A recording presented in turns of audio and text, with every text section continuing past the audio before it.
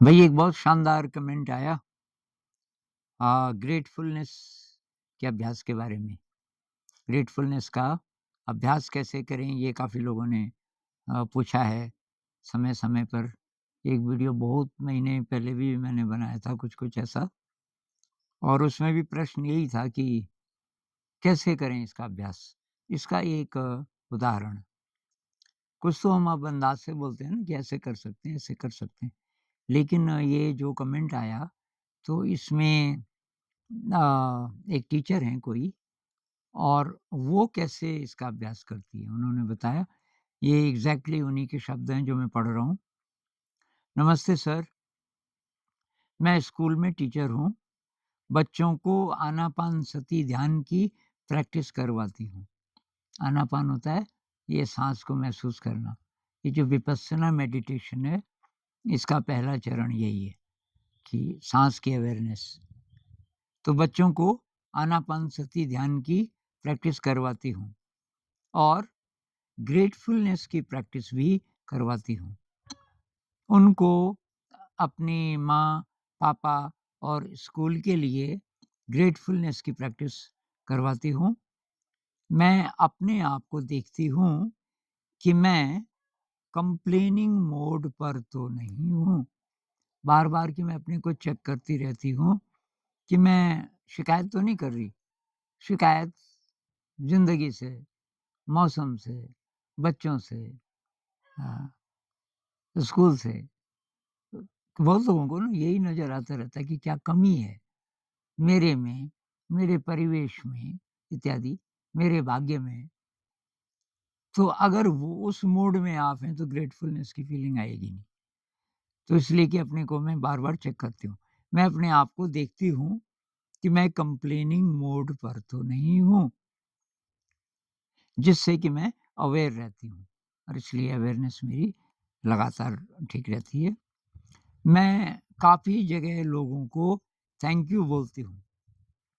जैसे बस से उतरते समय ड्राइवर को, कितने लोग बोलते होंगे थैंक यू। भाई ड्राइवर ने आपको मंज़िल पे पहुँचा दिया, गाड़ी खराब नहीं हुई और सब ठीक-ठाक रहा, तो ड्राइवर का काफ़ी बड़ा रोल है ना इसमें। तो उसको थैंक यू बहुत कम लोग बोलते हैं। तो ये कह रही है कि जैसे बस से उतरते समय ड्राइवर को थैंक यू बोलती हूँ, रिक्शा वाला को थैंक यू बोलती हूँ। रिक्शे में आप बैठे, उतरते समय कितने लोग होते होंगे? ज़्यादातर लोग ये बोलते हैं कि हाँ भैया कितने पैसे? अगर पहले तय नहीं किया, अब उसने बोला कि बहन जी ये ₹60 ₹60 काहे के बे? अभी मैं परसों गई थी दूसरे रिक्शे में, ₹40 बनते हैं, ये ले, चल तू ₹45 ले ले। और बहुत अच्छे घर की महिला या पुरुष ऐसा व्यवहार भी करते हैं उनके साथ। अब प्यार से तो कभी बोलते नहीं, क्योंकि वो बेचारा गरीब आदमी है। तो ये कह रही है रिक्शा वाले को थैंक यू बोलती हूँ। ये मैंने खुद फ़ील किया है कि जीवन से कमी ख़त्म हो गई है। ये बहुत कमाल की स्टेटमेंट है। जब से कि मैंने ये अभ्यास करना शुरू किया 3 चीज़ें की इन्होंने। एक तो ध्यान खुद तो करती ही हैं, लेकिन ध्यान बच्चों को भी करवाती हैं। एक तो ये, उससे वाइब्रेशन थोड़ा अच्छा हो जाता है। दूसरी बात कि ये अपने को चेक करती हैं बार-बार कि मैं कंप्लेनिंग मोड में तो नहीं हूँ। मैं शिकायत तो नहीं कर रही ज़िंदगी से। जो आदमी शिकायत करेगा ज़िंदगी से, उसके ब्रेन में अच्छे रसायन नहीं बनेंगे। ये जो न्यूरोट्रांसमीटर्स हैं सेरोटोनिन और डोपामाइन, जिनकी कमी से या गड़बड़ी से तमाम मानसिक रोग होते हैं। अब रोग नहीं भी होंगे, लेकिन वो उदास-उदास रहेंगे ज़िंदगी से। तो कंप्लेनिंग मोड बहुत डेंजरस है। उसकी जगह ग्रेटफुलनेस वाला मोड होना चाहिए। तो वो चेक करती है, ये दूसरी बात। तीसरी बात, जहाँ-जहाँ हो सके ग्रेटफुलनेस का अभ्यास करती हैं। ये कह रही हैं कि और कुछ नहीं, तो थैंक यू बोल के बस से उतरते समय, रिक्शा हायर किया उससे उतरते समय, बहुत जगह आप थैंक यू बोल सकते हो। सामान खरीदते समय, सामान खरीदा आपने और लाला जी को बाद में थैंक यू बोल सकते हो। थैंक यू आपने मुझे ये टमाटर खुद ही चुनने दिए। बहुत सारे जगह ना ये होता है कि वो नहीं करने देते। वो बोलते हैं बहन जी ये आप हाथ मत लगाओ। कुछ ऐसे भी होते हैं और कुछ ऐसे होते हैं कि आपको आप मतलब छाँट-छाँट के लोगे ना, अब बाद में धन्यवाद, आपने मुझे टमाटर छाँटने दिए, थैंक यू वेरी मच। उसने सही रेट लगाया, थैंक यू वेरी मच। तो थैंक यू बोलती हैं और जीवन से कमी खत्म हो गई। तो जिसको अपनी ज़िंदगी में कमी नज़र आती है, ऐसे बहुत सारे कमेंट्स आते रहते हैं मेरे लिए कि मेरी तो किस्मत ही ऐसी है या कंप्लेन मम्मी-पापा नहीं समझते, घर में बहुत शोर रहता है, मैं पढ़ूँ कैसे? मेरा भागने को मन करता है, कुछ न कुछ शिकायत। तो शिकायत वाला मोड अगर होगा, आपकी एनर्जी वैसे ही कम हो जाएगी। ग्रेटफुलनेस का मोड होगा कितनी भी प्रॉब्लम है। एक गाना है ना वो, रक्स जंजीर पहनकर भी किया जाता है। रक्स मतलब डांस। किसी ने जंजीरों में बाँध दिया आपको, आप तब भी डांस कर सकते हो।